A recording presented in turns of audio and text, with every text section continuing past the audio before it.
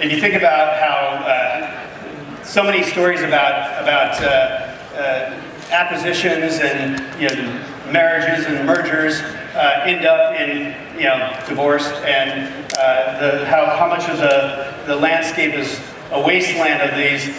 We're in the middle of a beautiful romance between a bromance in this case between Warner and Turner, CNN, and Zite, a startup that we'll be talking about shortly. And a lot of times the coverage is always about, well, how is the deal structured financially, but it's not so much about how the deal has been structured organizationally for success, and et cetera, et cetera. So we're going to delve into that. We're going to look at the before, during, and after the last 100 days. And so what I'd like to do is have Mark Johnson and Louis Gump introduce yourselves really quickly, and then maybe you can tell us a little bit about Zite. Sure. Hi, I'm Mark Johnson. I'm CEO of Zite. I work for a string of search startups. So I worked for Sidestep, which was a travel search engine. I worked for Cosmetics, which was a categorized search engine. I worked for PowerSet, which was a natural language search engine, then acquired by Bing and worked for Bing and launched Bing. And then I came over to Zite as CEO. And Zite is a... Oh. So if you have a startup that you'd like to sell to an incumbent large company, you're the CEO for that. Well, I was not CEO at any of these other companies, but all four of the companies I've worked at have been acquired. Yep. So maybe it's just luck. And so Zite is a personalized magazine that gets smarter as you use it. So do we have any big Zite fans here? Nice. Awesome. If you don't have Zite, please don't download it during the session because you'll be highly distracted. So Zite looks at millions of articles a day. We have thousands of categories, and from those millions of articles, we try to find a few dozen that you're going to like. So this is a really hard technical problem, but you don't see any of that technology in the interface. It's all about delivering you just great content. Great. Louis, introduce yourself. Sure. Hey, Louis Gump. I'm responsible for mobile at CNN worldwide. And a number of years ago, I went to a small technology company which quickly had an opportunity to take part of it and spin it into another small company. Lived through that for a little while, and then I went to the Weather Channel to focus on building weather.com. That evolved about 10 years ago into the mobile business for the Weather Channel, which a bunch of people and I spent a number of years building. And one thing that I would emphasize in the context of this Grow conference is that a company like the Weather Channel or CNN can often be a really important partner and enable small companies to grow. And so throughout that time, I experienced working with a number of smaller companies, either as an acquisition or as a partner. Then in 2009, the opportunity came up to work with CNN, and so I went over there. And one of the things that I would say about CNN, I would expect that most people are familiar with CNN. Some of you may have the products on your mobile devices. The CNN started in 1980 as a proposition to have 24/7 news on a TV when people thought it couldn't be done. And so I would propose that actually in our DNA is a little bit of the upstart, a little bit of the innovator, a little bit of the, hey, we want to do what things haven't, the things that people haven't done before. And so in that context, working with a company called Zite is perfectly normal and in fact consistent with the way we've always operated. Well, to put it in scale though, how large is Turner and CNN specifically in terms of scale, business scale? We don't release all the numbers, but we have worldwide operations, dozens and dozens of bureaus worldwide. I think Turner has around 10,000 employees, and CNN has a significant portion of those. Yep, fair enough. So on the free side of acquisition, what really struck me about the story you told me was as a CEO, by the way, we're going to talk about the structure as well, of a company that's looking to get acquired. You didn't ask the usual questions. In fact, you asked a lot more questions than usual. And I wanted to know if you could just kind of describe a little bit of the process of the courtship and leading up to the acquisition. Sure. So a few things. One is that we were approached for acquisition very soon after we launched the product. And it was at a time where I was brought on board as CEO. I had been an advisor to the company before and was brought on as CEO. And my charge was to raise our Series A funding. So I was out on Sand Hill Road shaking the money trees, and there were some dimes falling off. So that was good. So we had options. We were approached by CNN, and we had to evaluate an acquisition against these other options. And for us, everybody in the company was so passionate about the product. The most important thing to us wasn't necessarily the money. It's how do we take this product and get it from the couple 100,000 people that have it now to millions of people. We believe that this is a really important product. It solves a really important problem. We wanted to see it evolve. So a lot of the questions that we ask around acquisition are, is CNN the right place to nurture this company?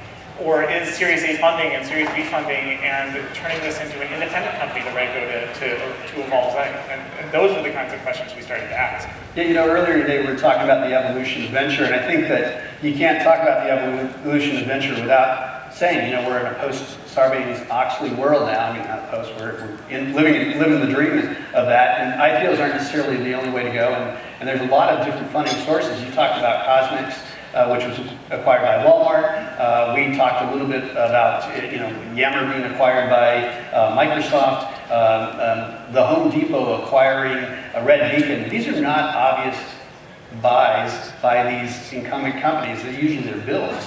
So did you guys look at the buy or build sort of question at that time, or was it we found something, let's put a full court press? Well, we had known for years that we wanted to explore personalization more.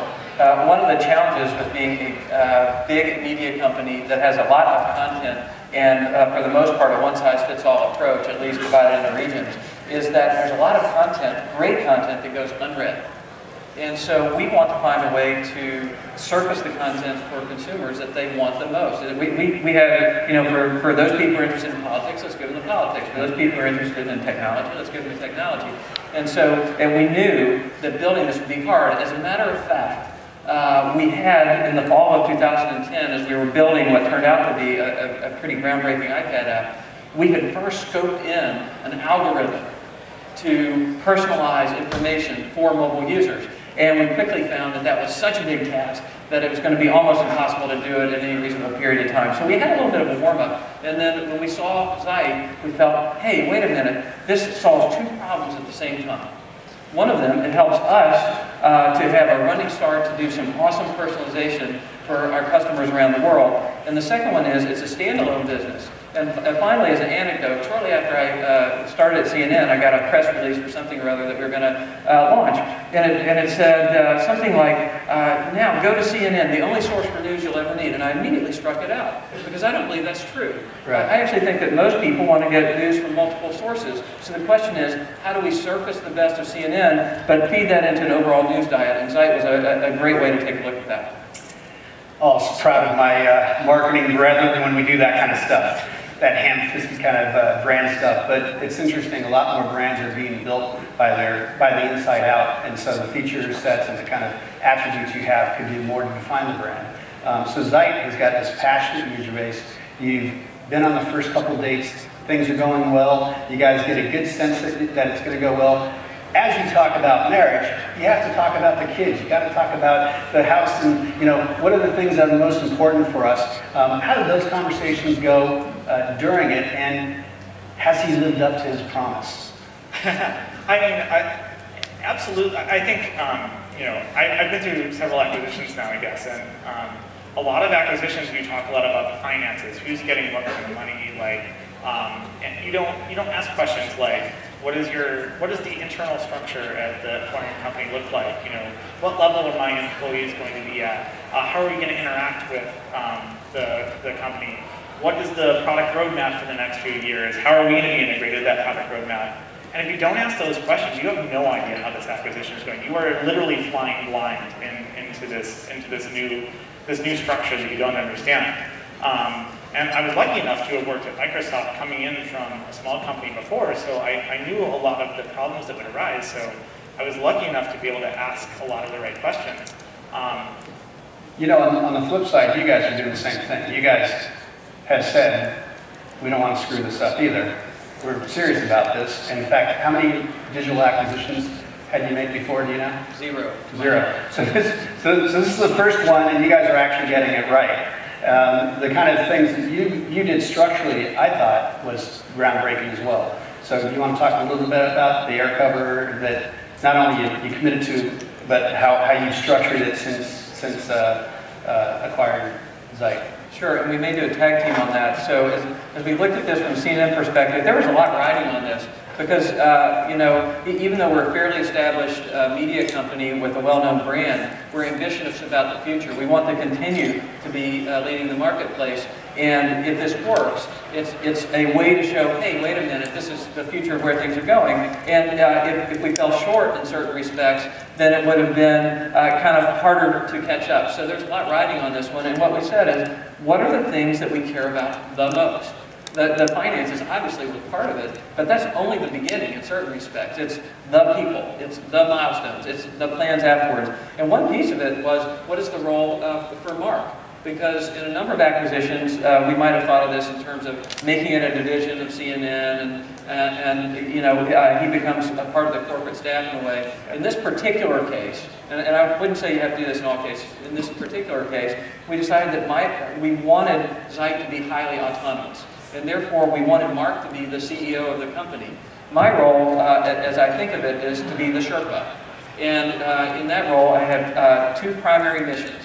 One of them is to bring to bear the considerable resources that CNN and Turner and Time Warner have to help Zite be successful. And the other one is to keep the corporate goo out of the way. And I spend quite a bit of time on both. And so the combination... And by the way, you say that with all due respect, of course, for the goo that you know, large corporations need to keep working. But there is this idea, we've seen this again and again with these big companies we were just talking about that do these acquisitions. Do you absorb and get the full value of the IP at the corporate level, but risk the chance of undermining what you acquired and demoralizing the acquiring group, or do you keep it autonomous and allow them to have all the resources? And it seems like you landed on one side of that. Yeah, we did. I would just say, as a handoff to Mark, there is a combination because we have a sizable technology team. But in this case, we want a group that focuses on the core Zite technology, and then we're finding ways to build bridges between the two. Yeah, so I don't report to Louis actually. So Louis really is the Sherpa. I mean, you know, we have a weekly meeting where we talk about issues in the company and we figure out what the right things to do are. I officially report to KC, but the way the structure is set up at CNN, it's more like you know, we have a quarterly meeting where we get some smart people in a room and report on what we've done, report on what we're going to do, and then have some brainstorming about topics that are really important to the company. Yeah. So we're really run very independently. So more than even, you know, I hope this goes on YouTube and every acquiring company hears this, because even more than the startups, because I think there's some object lessons for startups, I think for acquiring companies, the fact that, how many CEOs are there now at, you know, Sears, I think, 25 of them. How many CEOs are there at CNN?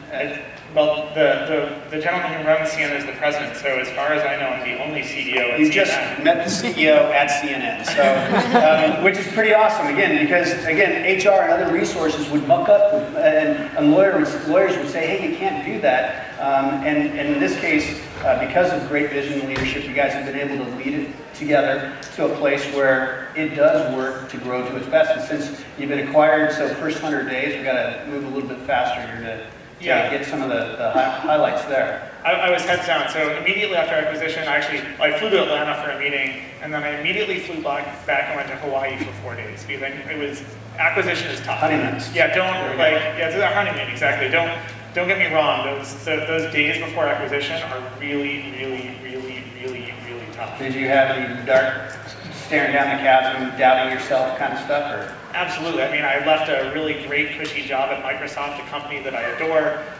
and I was embroiled in this really complicated conversation where the fate of a company was in my hands. I mean, it's a big jump in responsibility. So there are absolutely dark days in there, and you know, anytime you're going through a funding period, you're going to have those days. So I needed a reset. But as soon as I got back, we hit the ground running.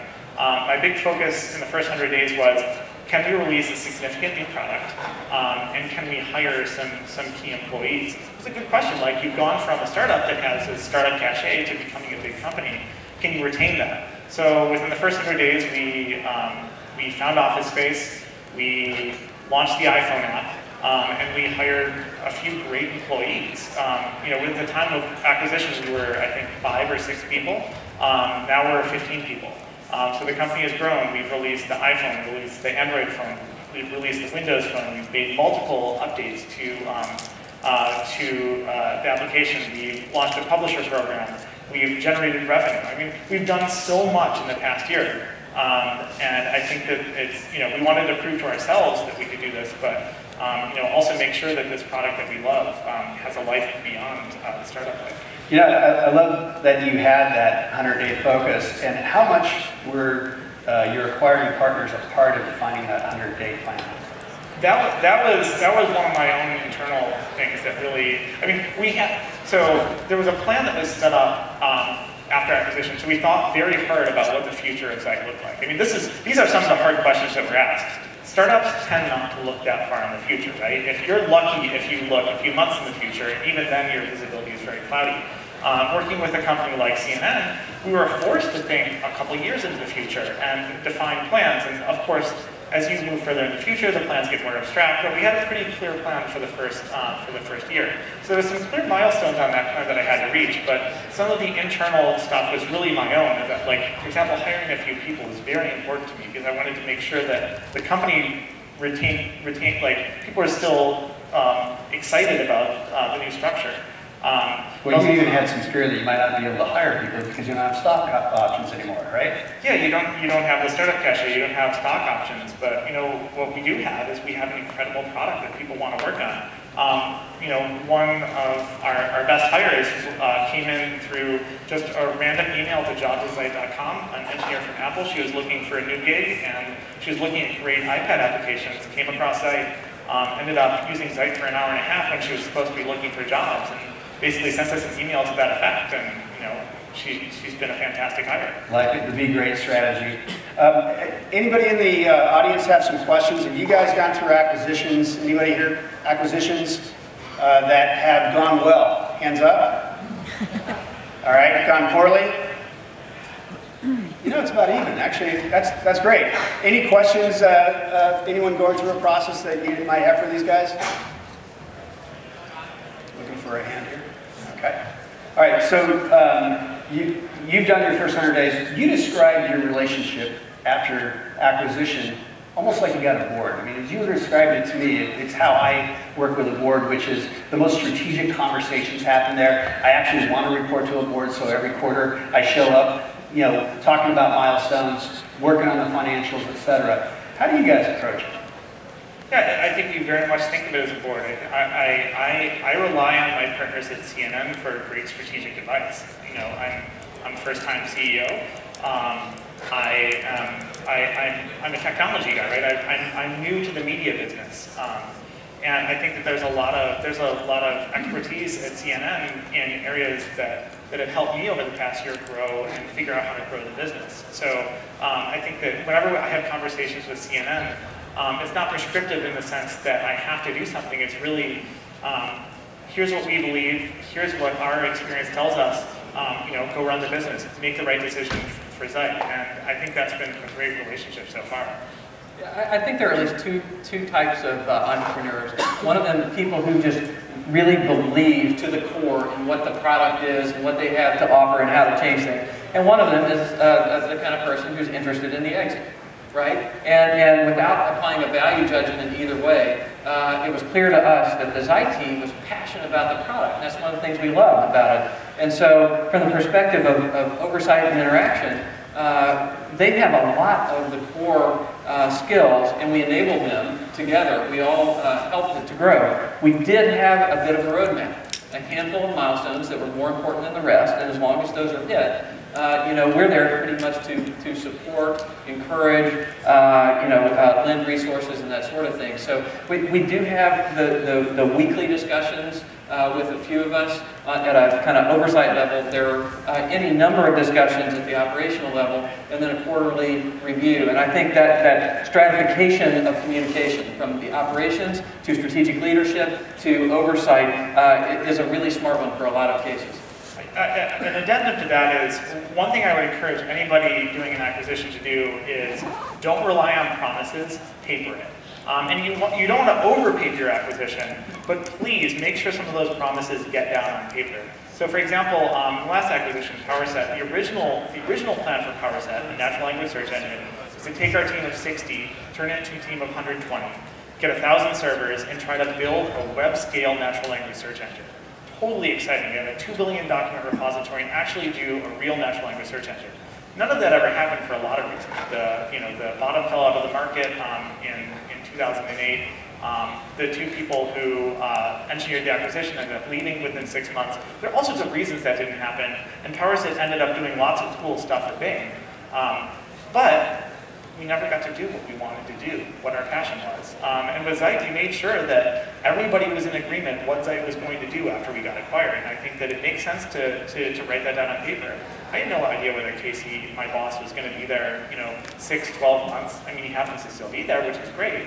But if he isn't, then I'm supported by this piece of paper that everybody agreed to on August 30th of last year. Good lessons, and I can tell you, just having spoken with these guys, you seem as energized today as you were when you went into it. If you're just selling it for the show, you're doing a great job. I haven't seen it. You guys are doing a great job selling it. I actually believe that the way you structured it seems really original. And a large company, those things aren't often easy to do. So it's probably a marriage both of vision and also of the passion that and real pursuit of greatness that you're going after. So if you'd help me in giving these guys a hand for what they've achieved and also to share your insights.